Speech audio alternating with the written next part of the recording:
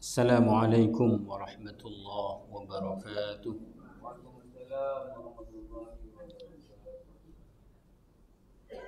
Bismillahirrahmanirrahim. Alhamdulillahi rabbil alamin wa bihi nasta'inu ala umuri dunya waddin.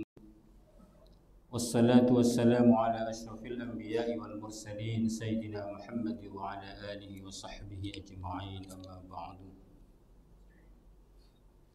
Yang sama-sama kita hormati Direktur RSUD Muhammad Nur, Takmir Masjid Ar-Rasyid, dan para jamaah Bapak Ibu rahimakumullah. Alhamdulillah, marilah kita awali kajian tafsir siang ini dengan memuji dan bersyukur kepada Allah Subhanahu wa taala. Mudah-mudahan Allah terus menambahkan nikmat-nikmatnya kepada kita semua. Amin ya rabbal alamin. Para jamaah Bapak Ibu rahimakumullah, mari kita doakan mudah-mudahan pemilihan umum yang akan dilangsungkan besok menjadi pemilu yang damai, lancar, aman, menghasilkan pemimpin yang sayang kepada rakyatnya, baik legislatif maupun eksekutif. Amin ya rabbal alamin. Mari Bapak Ibu rahimakumullah, kita lanjutkan kajian tafsir surah At-Tin. Jadi pertemuan kali ini merupakan pertemuan kedua. Pada pertemuan sebelumnya kita sudah membahas bahwa surah At-Tin ini diawali dengan sumpah oleh Allah dengan menggunakan empat muqsam, empat pemuat sumpah. Yang pertama adalah At-Tin, yang kedua Az-Zaitun, yang ketiga Turi Sinin, yang keempat Hadzal Baladil Amin. Pendek kata, empat makhluk Allah ini oleh para mufassir dikait-kaitkan dengan kehidupan para nabi. Kehidupan para nabi. Secara khusus Allah menyebutkan dua nabi yang berkaitan dengan Gunung Tur Sinai ala Nabi Musa, yang berkaitan dengan Makkah sebagai tempat yang aman adalah baginda Nabi Muhammad sallallahu alaihi wasallam. Untuk apa Allah sampai bersumpah demikian? Untuk menegaskan berita laqad khalaqnal insana fi ahsani taqwim, bahwa sungguh kami telah menciptakan manusia dalam sebaik-baik bentuk. Baik, sebelum kita lanjutkan, mari kita mengaji. Insyaallah satu huruf akan diberi pahala satu pahala oleh Allah dan akan dilipat gandakan 10 kalinya. Kita sama-sama mengaji surah ini sambil menghafalkan kalau memungkinkan. Kita mulai sama-sama. A'udzu billahi minasy syaithanir rajim. Bismillahirrahmanirrahim. Wat-tini waz-zaitun wa turi sinin wa hadzal baladil amin. Laqad khalaqnal insana fi ahsani taqwim. Summa radadnahu asfala safilin illal ladzina amanu wa 'amilus shalihati falahum ajrun ghairu mamnun. Fama yukadzibuka ba'du biddin. Alaysa Allahu bi ahkamil hakimin. Shadaqallahul Azim. Para jemaah, pada pertemuan kali ini kita mulai dari ayat yang kelima. Jadi Allah sudah menegaskan kepada kita sampai bersumpah bahwa manusia inilah makhluk terbaik, baik fisiknya maupun ruhaninya. Takwim itu artinya yang sepak, bagus, tepat, dan matu disepak. Kiwam dari kata koma. Jadi yang fungsi-fungsinya itu bisa berjalan dengan baik, mulai dari mata, telinga, semua sampai pada akal, hati dan ruh, itu semuanya berfungsi dengan baik. Cuma Allah menegaskan kemudian pada ayat yang kelima, summa radadnahu asfala safilin. Kemudian kami mengembalikan manusia yang semula paling baik bentuknya itu asfala safilin, pada paling rendahnya safilin dari orang-orang yang dari semula baik fisik maupun rohaninya, kemudian dikembalikan oleh Allah menjadi paling rendahnya dari orang-orang yang rendah. Para jamaah, setidaknya ada dua makna pada ayat yang kelima ini. Makna yang krusial adalah asfala safili. Asfala itu paling rendah, safilin orang-orang yang berada pada yang rendah. Apa yang disebut dengan asfala safilin? Yang pertama, ada yang menunjuk kepada keadaan manusia sejak kecil. Makanya ada kata-kata summa radadnahu, kami kembalikan. Artinya pernah dialami kemudian akan mengalami kembali keadaan di saat masih bayi, masih anak-anak, lemah baik fisik, akal maupun yang lainnya. Artinya manusia itu nanti ketika sudah sepuh akan mengalami keadaan yang sama seperti yang masih anak-anak. Ini diperkuat dalam sebuah riwayat hadis yang disampaikan oleh Ibnu Jarir At-Tabari dari Ibnu Abbas radhiyallahu anhu fi qoulihi, tentang firman Allah summa radadnahu asfala safilin. Apa kata Ibnu Abbas? Hum nafarun. Mereka ada itu satu kelompok, raddu ila ardhalil umur, di mana ada sekelompok orang itu yang kembali ila ardhalil umur, sampai rentah, sampai tua.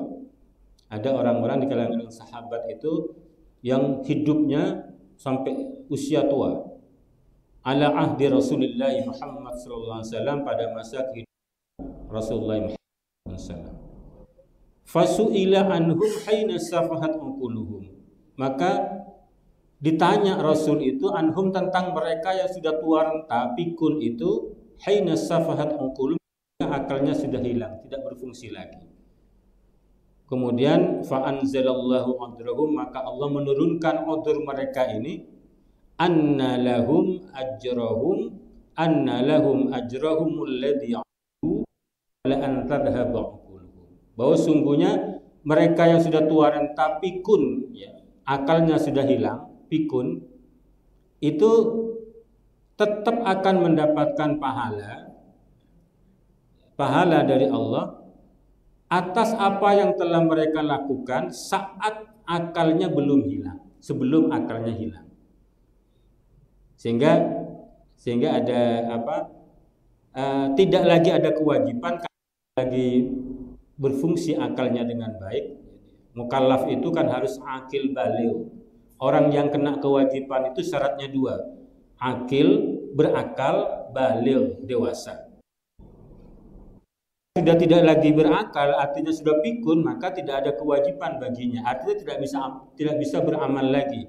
Lantas apa kira-kira yang dia peroleh? Dia akan terdapat pahala sepanjang saat masih mudanya dia beramal soleh. Ini di makna yang pertama. Makna yang pertama. Jadi ila asfala safilin di masa kecil. Cuma ini ada sedikit problematik.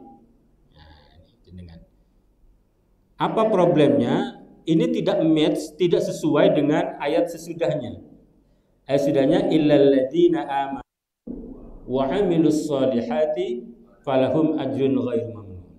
Kecuali orang-orang yang beriman dan beramal saleh. Artinya kalau dipahami bahwa manusia yang asalnya sehat, gagah, itu pikun, tua renta, jalannya sudah sulit, itu tentu tidak hanya dialami oleh orang-orang yang tidak beriman. Orang beriman pun akan mengalami hal yang sama. Sehingga jadi tidak match. Tidak tepat. Tidak tepat. Cuma ini dijawab oleh mufassir, diantaranya oleh Imam As-Suyuti. Itu disebut dengan istisna munqati, pengecualian yang terputus. Karena mustasna minhunya, jadi itu tidak sama. Jadi biar paham. Kalau dipahami asfala safilin ini masa tua yang kembali seperti masih bayi, lemah, segalanya lemah, kembali masa bayi, itu orang beriman pun akan mengalami hal yang sama. Padahal ayatnya asfala safil, kemudian kami kembalikan manusia itu pada saat atau pada usia seperti saat dia lemah-lemahnya, pada saat masih anak-anak. Orang yang beriman sama. Sementara dikecualikan illal ladzina amanu wa 'amilus shalihat, kecuali orang yang beriman dan beramal saleh. Seakan-akan pemaknaannya orang beriman tidak akan mengalami pikun, kan begitu? Kan begitu. Namanya istisnanya munqati, terputus. Apa kira-kira yang bisa dipahami dengan ketika dipahami asfal filillah, masa yang pikun itu maknanya adalah bahwa meskipun mereka sudah pikun, sepanjang masa sehatnya mereka itu beramal soleh, iman dan beramal soleh, tetap akan pahala yang tidak putus-putusnya. Gitu. Maknanya ke sana. Istisnanya munqati dalam struktur bahasa. Terserah panjenengan nanti. Sementara yang kedua, makna asfala safilin ini adalah neraka, tempat di neraka. Jadi orang-orang yang semula diciptakan Allah yang terbaik, makhluk terbaik, ya, nanti akan menempati tempat di neraka yang paling bawah sampai dibegitukan. Ya. Ini memang ayat berikutnya illal ladzina amanu wa 'amilus shalihat falahum ajrun ghairu mamnun. Artinya yang tidak akan masuk neraka itu orang yang beriman dan beramal soleh. Cuma ini tepat ketika ada kata-kata summa raddadna, kemudian kami kembalikan manusia. Kenapa? Karena manusia itu tidak pernah sebelumnya ada di yang namanya rodda yaruddu, raddadna, kami kembalikan, itu pernah menempati kemudian menempati lagi. Gitu.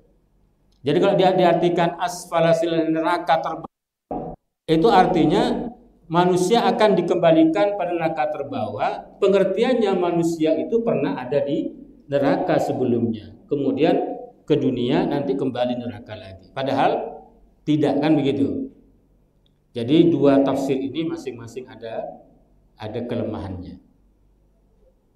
Pemaknaannya ada kelemahannya.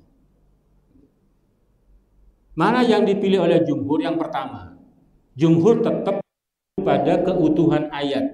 Ayat yang kelima bunyinya summa radadnahu asfala safilin. Kata radadnahu, kami kembalikan manusia pada keadaan yang dia masih bayi, ya. Itu satu ayat sudah, satu ayat. Artinya ayat berikutnya dipikirkan lagi. Jadi rangkaian ayatnya yang dipentingkan summa radadnahu asfala safilin. Kami kembalikan manusia pada keadaan yang paling lemah, seperti halnya dulu ia masih kanak-kanak. Jadi ayat berikutnya disebut dengan istisna munqati karena enggak sesuai dengan pengecualiannya pada ayat yang kelima. Ini kira-kira bisa dipahami mana ini? Bisa dipahami maksudnya. Jadi dua-duanya sungguhnya ada benarnya, masing-masing ada sisi benarnya, tapi mufassir lebih memilih pendapat yang pertama, asfala safilin ini dipahami adalah keadaan lemah seperti halnya si bayi. Karena ada kata-kata radadnahu, kami kembalikan. Sementara ilal ladzina amanu wa amilus shalihat itu istisna munqati, artinya apa? Meskipun nanti sudah pikun, sepanjang ketika masih sehat itu dia beriman dan beramal saleh, saat pikunnya pun tetap mendapatkan aliran pahala dari Allah Subhanahu wa taala. Jadi panjenengan yang lagi sehat ini, ya, nanti tua renta itu pasti mengalami lah. Minimal sudah sering lupa. Istrinya sering bilang, kan sudah mas gitu.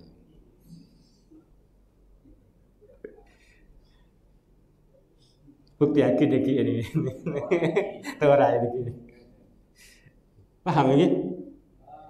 Nah, hal yang paling penting untuk kita dalami pesannya ketika Allah menyatakan summa radadna, kami kembalikan. Bukan saya mengembalikan, tapi kami kembalikan. Apa maknanya? Seperti halnya laqad khalaqna, ketika Allah mengatakan laqad khalaqna, maknanya sama. Bahwa manusia itu akan menjadi akan menjadi asfala safilin, itu tidak hanya bergantung pada Allah, tapi juga bergantung pada dirinya. Misalkan kita akan memahami asfala safilin fisik, ya. Fisik menjadi sulit jalan, akalnya sudah mulai pikun, lupa-lupa gitu ya. Itu tidak hanya bergantung pada Allah, tapi juga kita.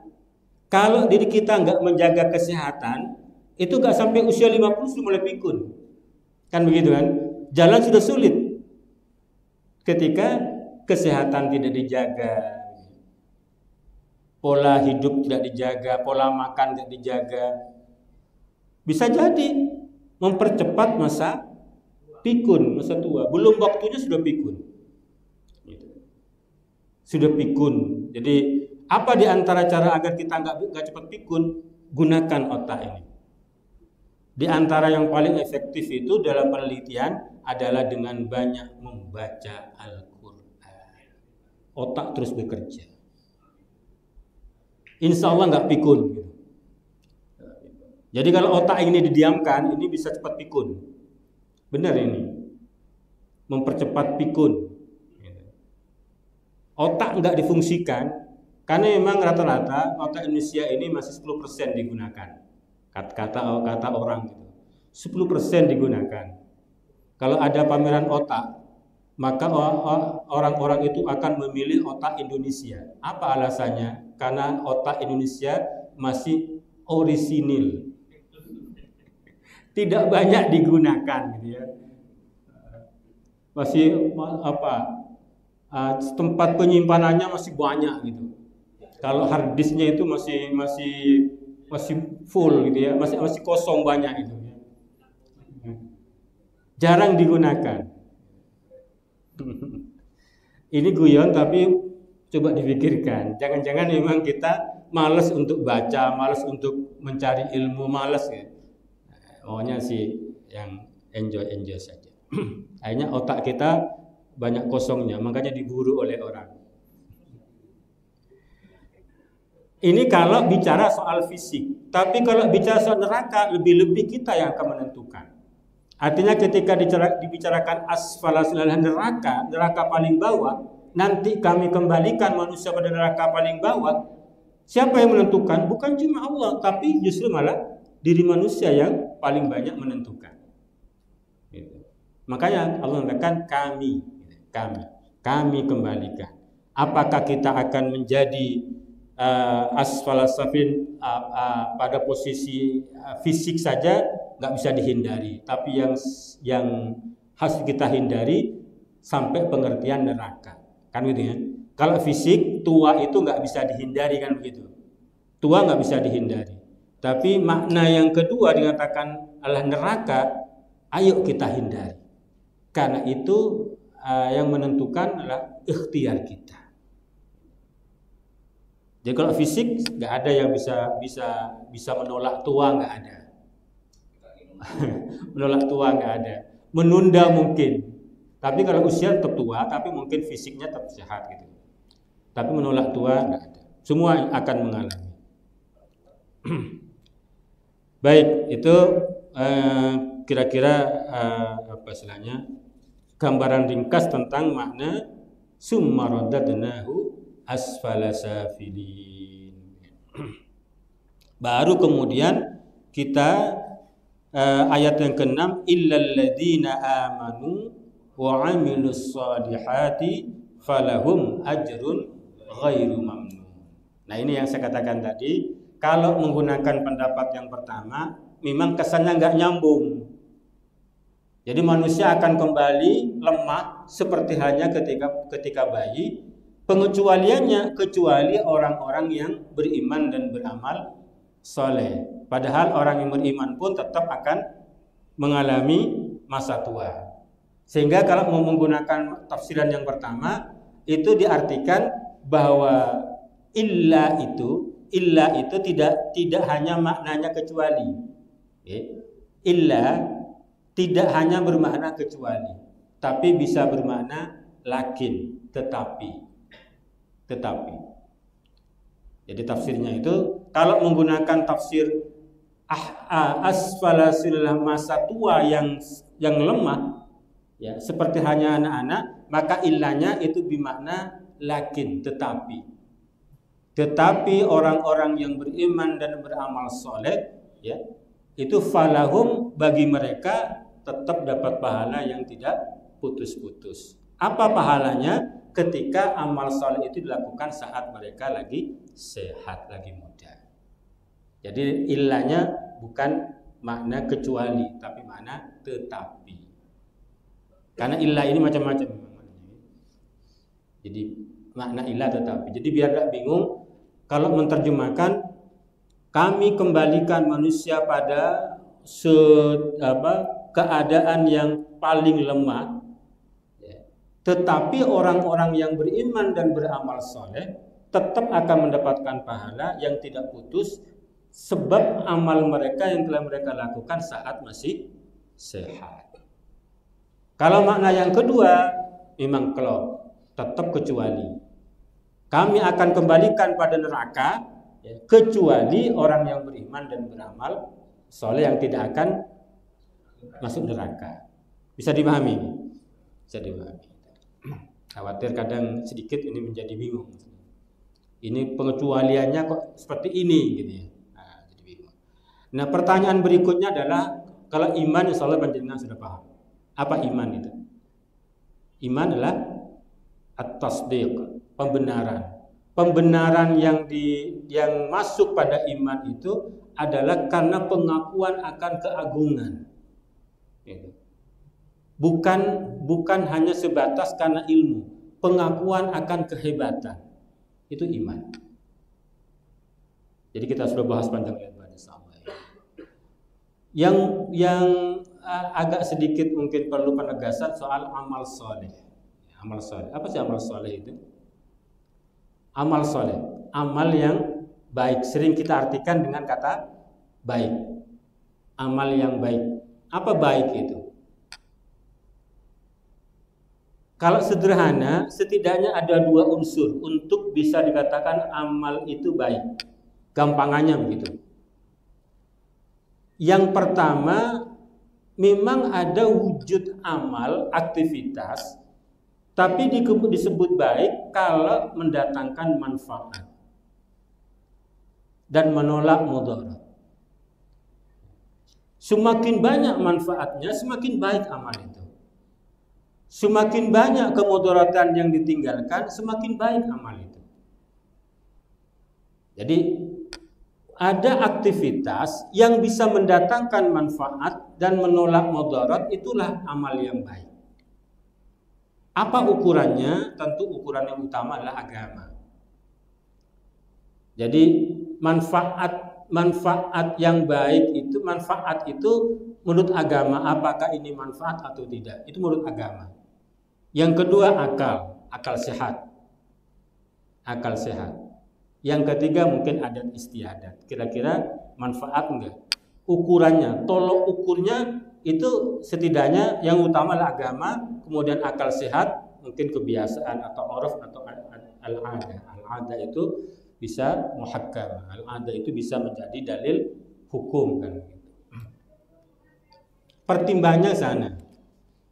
Karena kadang baik menurut pribadi belum tentu baik menurut agama kan begitu kan. Jadi pertimbangan soleh, amal soleh itu adalah agama, akal dan uruf atau kebiasaan kita, adat istiadat yang berlaku. Jadi tergantung. Nah, misalkan contoh kasus. Kalau ditanya panjenengan baik mana berdiri dengan duduk? Tidak bisa jawab. Artinya tergantung situasinya. Kira-kira ini yang paling bermanfaat, yang paling baik, atau yang menolak kemudaratan itu pada situasi itu kira-kira duduk atau berdiri kan begitu kan? Kondisional akhirnya. Jadi aktivitas duduk itu menjadi berdiri kalau memang duduk lebih bermanfaat. Seperti sekarang panjenengan duduk. Kalau berdiri, saya cerita begini, nggak lama-lama tiba-tiba hilang semua ini, nggak akan tahan gitu kan. Jadi lebih baik duduk. Maka duduk pada saat ini itu menjadi amal soleh gitu, karena lebih banyak manfaatnya dibandingkan berdiri. Karena berdiri itu banyak mendatangkan mudarat kan begitu. Sederhananya begitu. Sehingga ketika kita hidup di tengah-tengah masyarakat, itu jangan pas kemudian kokoh bahwa hanya amal ini yang baik, yang lain tidak. Lihat situasinya.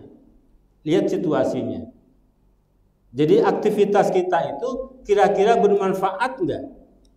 Mudarat enggak? Menurut ukuran agama, akal dan adat istiadat kita. Panjenengan insyaallah bisa nanti mikir-mikir. Sederhananya begitu. Itu pertama, unsur yang pertama. Jadi manfaat dan tidak mudarat. Yang kedua, motif, niat. Untuk bisa disebut baik, itu niatnya memang baik. Nah, kalau wujud amal soleh, mungkin kita bisa nilai karena ada aktivitas zahirnya. Tapi kalau motif, ini soal hati. Tidak ada yang tahu soal hati kecuali Allah Subhanahu wa ta'ala.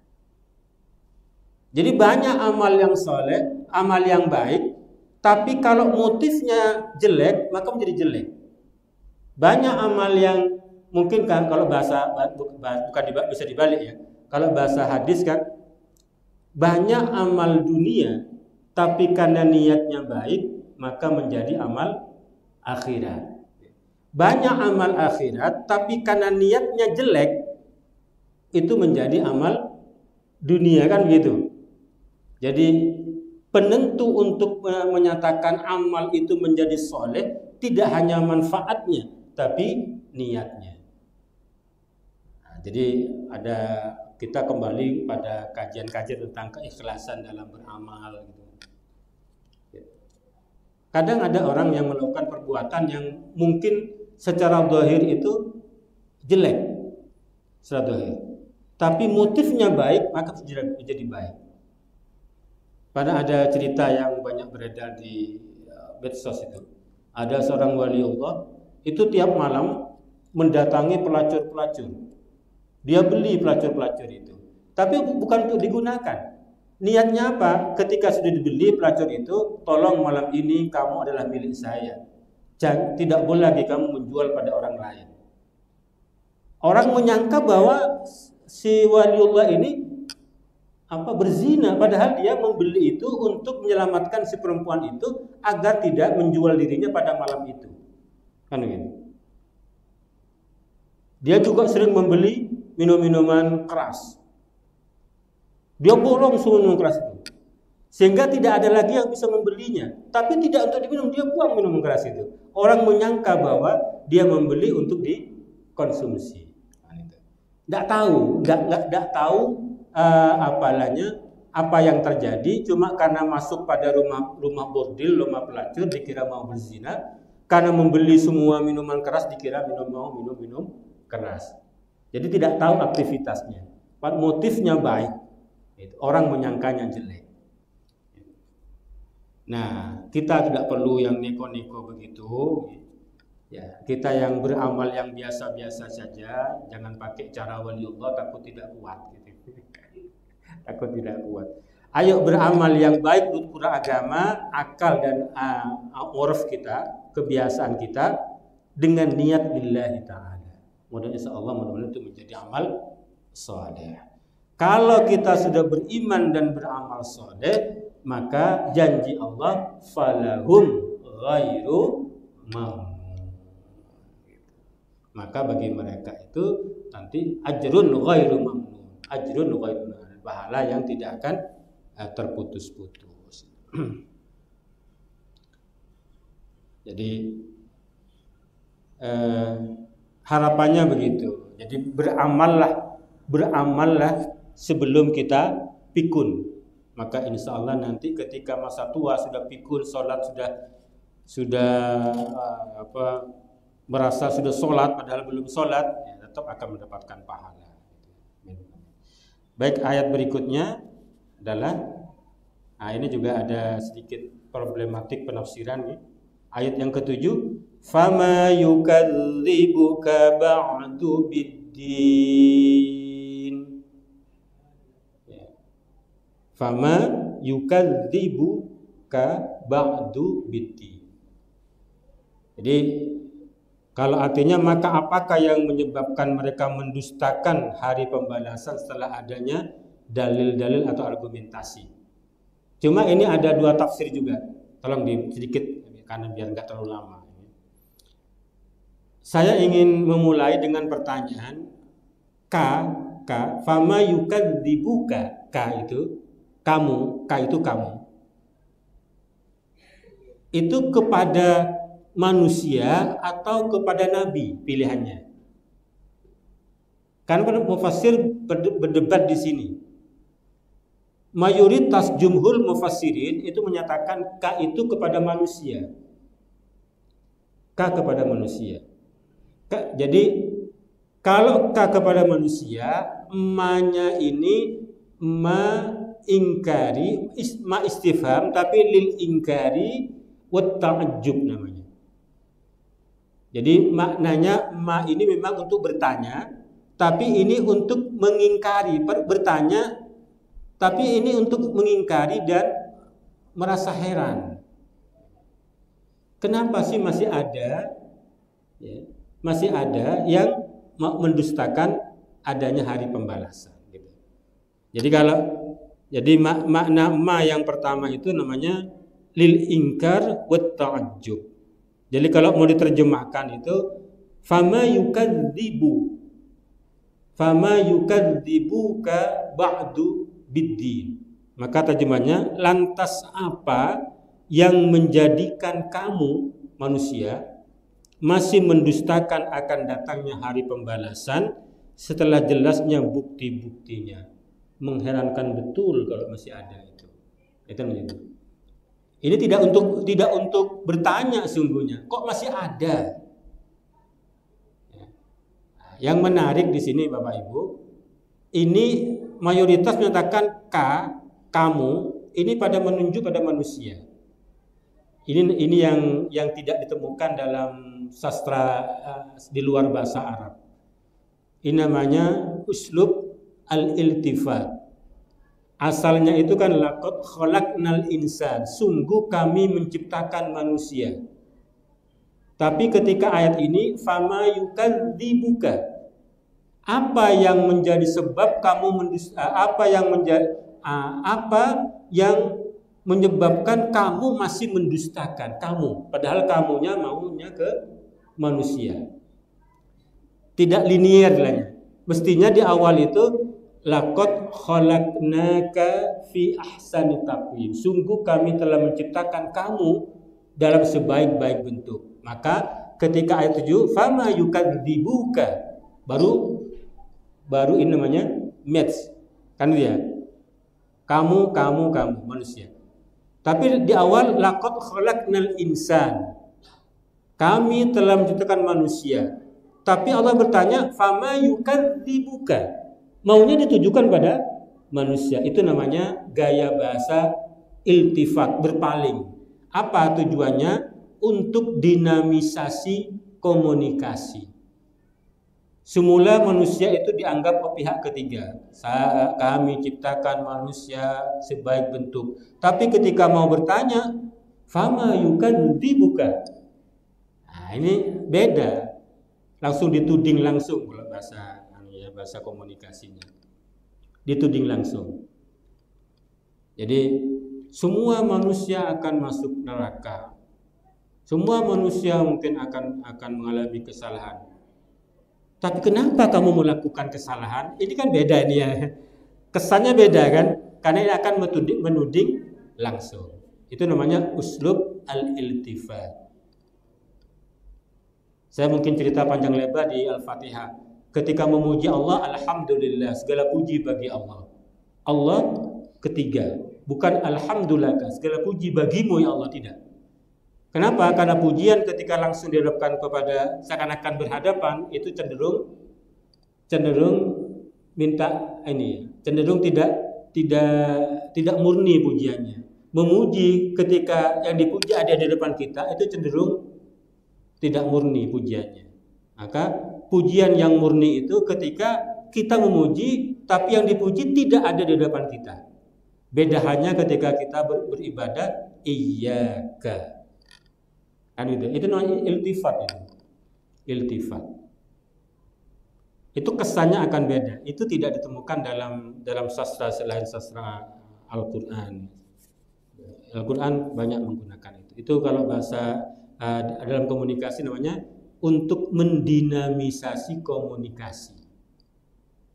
Akan beda, akan biasanya terkejut itu ketika langsung fama yukadzibuka. Itu yang pertama, K-nya kembali pada manusia. Ini jumhur memilih ini. Ada yang mengatakan K-nya kembali kepada Nabi Muhammad SAW. Jadi ma-nya itu menjadi makna man. Tafsirnya begitu, man. Fama ay faman. Faman yukadzibuka ba'du biddin. Maka siapakah yang masih mendustakanmu ya, setelah kamu menjelaskan tentang adanya hari pembalasan itu. Kamu sudah jelaskan panjang lebar, kamu kasih dalil, masih ada manusia itu untuk mengherankan. Kayaknya kembali pada Nabi Muhammad SAW. Ini tidak meskipun ada yang menafsirkan begini, ini bukan pendapat mayoritas mufassir. Yang pertama, kayaknya itu kembali pada manusia. Karena sejak awal memang tidak pernah disebut-sebut Nabi. Yang ada manusia, tapi kemudian ada kamu siapa? Manusia itu. Ini kata jumhurul mufassirin. Bisa dipahami sedikit ini? Bisa dipahami ini? Bisa ya? Alhamdulillah. Baik, kemudian ad-din di sini kalau saya memilih pendapat ya, kalau ada kata-kata mendustakan kemudian diganding dengan ad-din, saya pilih pendapat katakan ad-din itu maknanya agama. Maknanya yaumul hisab wal majaza bil a'mal, bukan agama. Bukan agama. Jadi kemarin sempat saya singgung juga ketika kita bahas surah Al-Ma'un. Ara'aital ladzi yukadzibu bid-din. Ad-din itu bisa maknanya agama, bisa maknanya hari kiamat atau hari pembalasan. Tapi kalau ada kata-kata yukadzibu mendustakan, saya lebih cenderung kepada makna hari kiamat. Orang yang mendustakan datangnya hari kiamat, hidupnya itu tidak akan hati-hati. Orang yang tidak percaya ada hari kebangkitan, hidupnya akan tidak hati-hati. Dia pakai slogan muda foya-foya, tua kaya raya. Slogannya itu slogannya. Mati mau masuk surga. Berarti masih percaya masuk surga itu slogannya itu. Jadi termasuk di sini. Kalau di sini malah hampir dikatakan tidak ada mufassir mengatakan ini agama. Fama yukadzibuka ba'du biddin, masihkah ada orang yang mendustakan akan datangnya hari pembalasan itu? Kalau masih ada, heran betul. Panjenengan yakin nanti ada hari pembalasan? Kalau ditanya apa argumentasinya? Ketika ditanya, masihkah ada, mungkinkah manusia yang sudah jadi tulang belulang itu akan dibangkitkan lagi? Bukan lagi. Apa jawab kita? Qala man yuhyil 'idama wa hiya ramim qul yuhyiha alladhi ansha'aha awwala marrah. Dulu kan ada pertanyaan, sudah mati, sudah jadi arang, sudah jadi debu, dimakan ulat, sudah habis, masa bisa dibangkitkan lagi? Jawab Muhammad, yuhyiha alladhi ansha'aha awwala marrah. Yang akan menghidupkan itu adalah zat yang memang pertama kali ia yang mengadakan. Kalau Allah mampu menciptakan manusia dari tidak ada menjadi ada, tentu lebih mudah bagi Allah sekedar menghidupkan manusia meskipun sudah hancur lebur. Dari tidak ada menjadi ada Allah Maha Kuasa, apalagi sekedar menghidupkan kembali. Nah, ini logika yang sangat lugas gitu. Jadi man yuhyihal ladzi man yuhyil idama wa hiya ramim kul yuhyihal ladzi ansha'aha awwal marrah. Surah apa itu? Surah Yasin. Itu yang diperhatikan. Baik, terakhir ayat ini, alaisallahu bi ahkamil hakimin. Ini pertanyaan tapi tidak untuk minta jawaban, meskipun disunahkan menjawab. Bukankah Allah itu zat yang paling adil, zat atau apa, bi ahkamil hakimin, zat yang paling adilnya dari hakim-hakim. Hakim itu ada yang adil, tapi seadil hakim manusia, tapi seadil-adilnya hakim pasti ada ke sisi ketidakadilan. Kenapa? Karena hakim itu tidak bisa mengetahui semua fakta. Yang dijadikan dasar untuk menetapkan putusan itu hanya fakta persidangan. Fakta persidangan.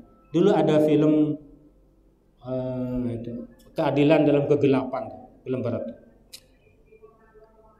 In dark, law justice in dark, ya. Keadilan dalam kegelapan. Di persidangan nggak temu fakta, tapi sebenarnya tahu dia ada kejahatan. Hanya hakim itu menggunakan cara sendiri membuat keadilan di luar persidangan, gitu.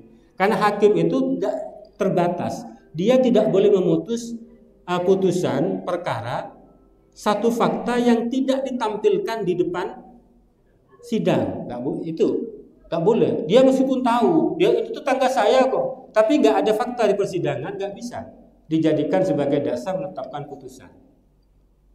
Sudah berupaya adil, tapi hakim itu terbatas untuk mengetahui mana yang benar, mana yang salah, sampai sejauh mana kebenarannya, sampai sejauh mana kesalahannya. Hakim ada keterbatasan itu. Tapi Allah Subhanahu wa taala Maha tahu semuanya. Maha tahu semuanya. Artinya tidak ada yang luput dalam pengetahuan Allah Subhanahu wa taala. Sehingga putusan Allah itu menjadi putusan yang paling adil. Inilah yang kemudian melahirkan satu argumentasi yang disebut dengan argumentasi moral. Argumentasi moral. Benarkah nanti ada hari kiamat? Karena moral, argumentasi moral. Apa maknanya?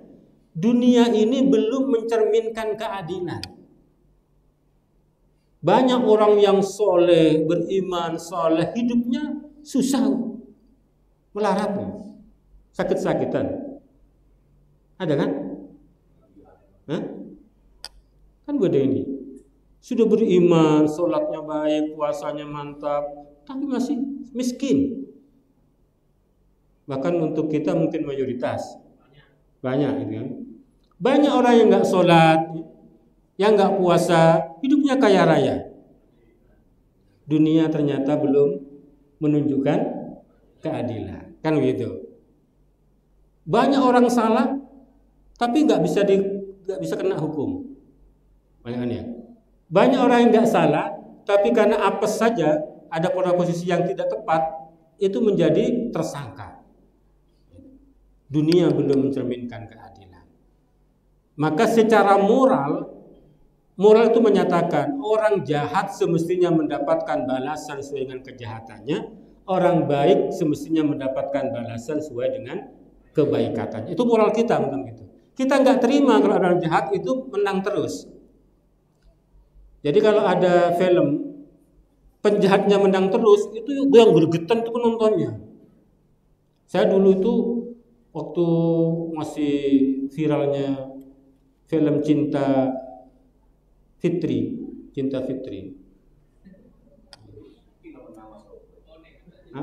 Iya, ada ikut nonton, anak istri nonton.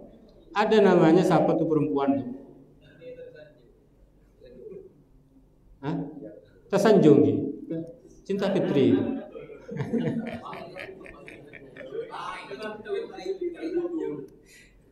Cinta Fitri itu apa? Lupa saya. Pokoknya Fitri dan ya, atau yang baru-baru ini apa ini? Yang itu kalau ada bintang penjahatnya lolos terus itu ya. Yang nonton itu gregetan. Dia sampai ini ketemu di luar film, ini dia sama emak itu, iya, di luar film itu ketemu, terbawa itu.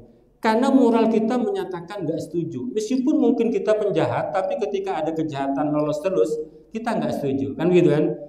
Kita bukan berarti orang baik, kita juga jahat, tapi nggak setuju kalau ada kejahatan itu kemudian menang terus. Mestinya bintang filmnya yang menang. Kan begitu. Konon katanya ada bintang film barat dulu tahun 80-an, saya diceritain dosen saya tidak tahu film ini. Ini penjahatnya menang terus sampai the end, film barat sampai tamat. Penjahatnya menang terus. Lalu penonton ini protesnya, ini film apaan kok ada penjahat menang terus. Protes sudah bukan bersambung itu biasa. Ini langsung hatam tamat. Yang namanya penonton protes terus itu. Tapi apa kata sutradaranya? Itulah fakta kehidupan dunia. Banyak orang yang salah menang terus dia. Gitu. Sebaliknya kalau panjenengan baca novelnya Buya Hamka, hampir semua novelnya Buya Hamka itu diakhiri dengan kematian. Bintang filmnya berakhir mati. Si penonton itu, saya baca nggak puas saya. Lu mati gitu lah. Gak puas kita. Bintang filmnya mati di novelnya Buya Hamka ini. Tapi apa pesan beliau sungguhnya? Bahwa the end yang sebenarnya adalah ketika memang sudah mati. Itulah puncak dari kehidupan kita. Kalau kita mati dalam husnul khotimah, itulah akhir cerita terbaik. Kalau belum mati, belum tentu husnul khotimah, jangan-jangan nanti berubah menjadi su'ul khatimah gitu. Pertengahan baik, tapi ditutup ceritanya, ketika diteruskan menjadi jelek kan gitu. Nah, itu pesan dari, cuma nggak enak membaca ini. Tidak berakhir dengan menikah, tidak berakhir dengan kaya raya gitu. Berakhir dengan mati. Coba baca novel-novelnya Buya Hamka. Ngenesnya di belakang, awalnya enak ya, di belakang mati gitu. Beliau ingin mengatakan itulah akhir yang sesungguhnya. Mudah-mudahan kita semua juga mati dengan husnul khatimah kan begitu kan. Akhirnya endingnya baik kan gitu. Nah, apa yang ingin saya sampaikan begini, dunia ini membutuhkan satu waktu di mana keadilan ditegakkan. Oleh siapa? Tentu oleh zat yang mampu menegakkan keadilan dengan seadil-adilnya. Siapa itu? Dipertanyakan dalam bentuk pertanyaan ini ya.